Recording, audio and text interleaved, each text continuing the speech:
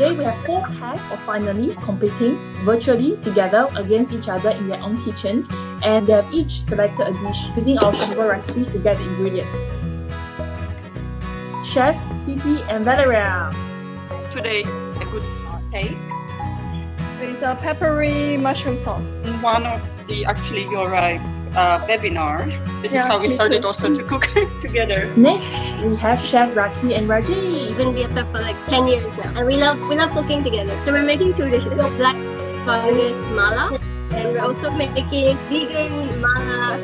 We have Chef Sherry and Vincent. My BFF and my husband. So we are cooking something called Bubur Cha-Cha. For how long have you been cooking together? Quite a number of years actually. I see. But lately So- it's more often now. We have Chef Khushbu and Javi. We are going to make Christmas surprise cooking as it's Christmas is around the corner.